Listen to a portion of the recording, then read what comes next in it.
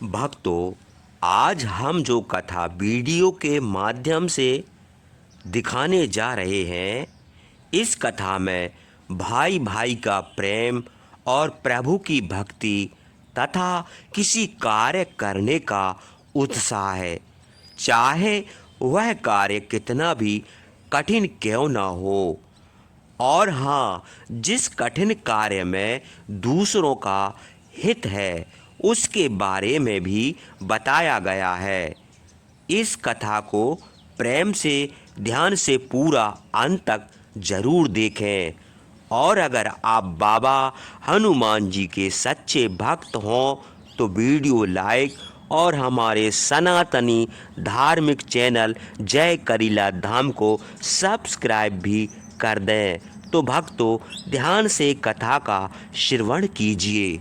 जिस समय हनुमान जी और अंगद में ये बातें हो रही थीं, उसी समय पर्वत की एक ऊंची कंदरा में बैठा एक विशाल वृद्ध गिद्ध उन्हीं की ओर देख रहा था और सोच रहा था कि आज बहुत दिनों बाद मुझे भोजन प्राप्त होगा।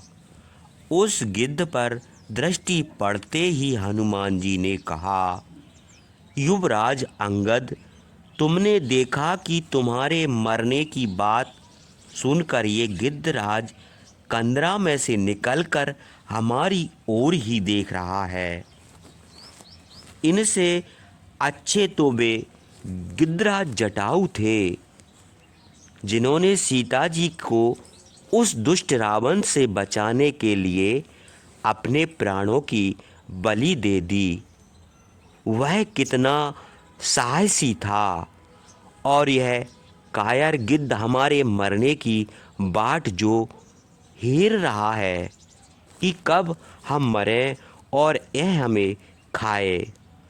हनुमान जी की बात सुनकर वह विशाल गिद्ध सोच में पड़ गया।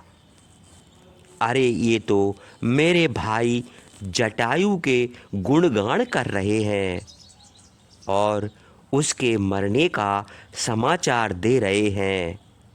मुझे तत्काल इनके पास चलकर पूछना चाहिए कि मामला क्या है।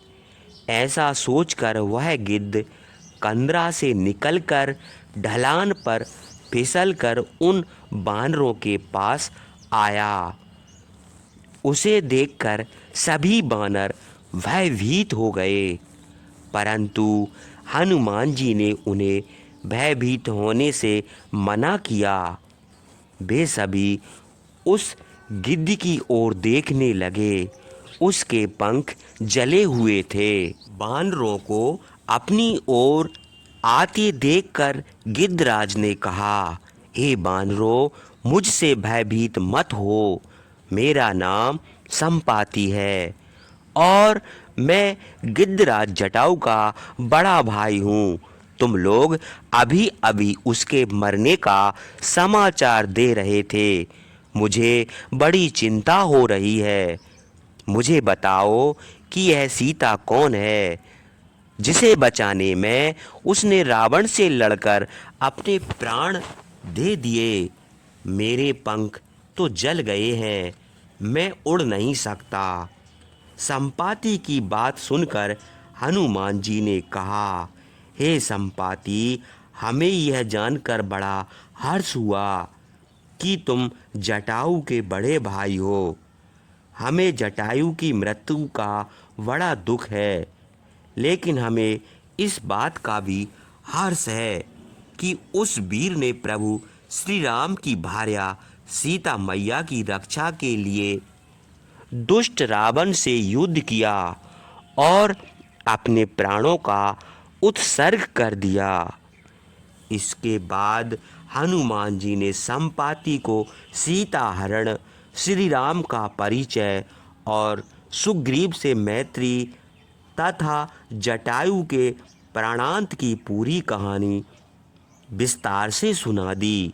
उस कहानी को सुनकर संपाति की आंखों से आंसू बहने लगे। तब हनुमान जी ने उसे हर तरह से शांति दी और उसके दुख को कम किया। उस समय सभी का मन दुख से व्याकुल था। तब संपाति ने उनसे कहा, हे वानर श्रेष्ठ हनुमान जी, मैं वृद्ध हो गया हूँ। मेरे शरीर में अब उड़ने का सामर्थ्य भी नहीं है, इसलिए मैं शरीर बल से आपकी कोई सहायता नहीं कर सकता। परंतु जिस प्रकार मेरे भाई ने श्री राम की सहायता की और अपने प्राणों का बलिदान किया, उस प्रकार तो नहीं, पर वचनों से मैं उनकी सहायता अवश्य करूँगा। मैंने उस दुरात्मा रावण को एक स्त्री को हर कर ले जाते देखा था।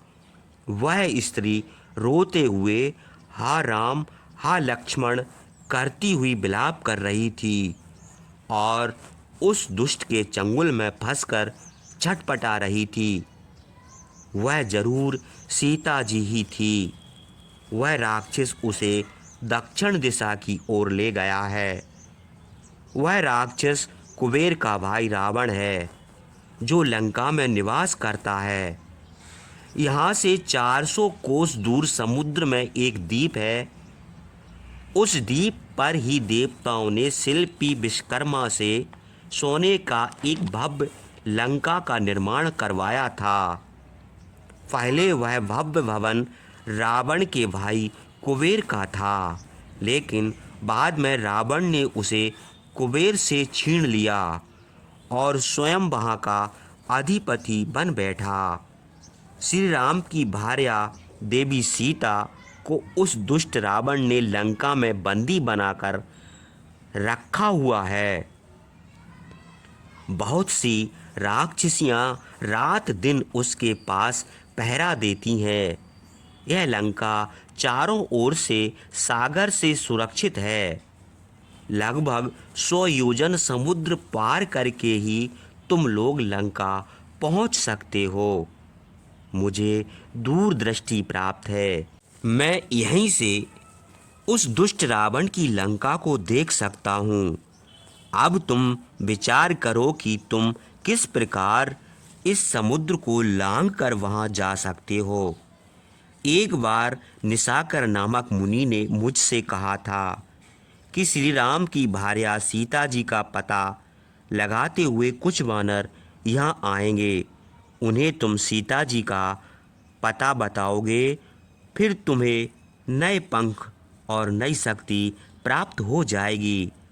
तभी सभी ने आश्चर्य से देखा कि संपाति अपने पंखों को फड़फड़ाता हुआ वहाँ से उड़ गया। उसे नए पंख प्राप्त हो गए थे। लंका और रावण के बारे में पूरी जानकारी प्राप्त करके सारे वानर खुशी से उछल कूद मचाने लगे।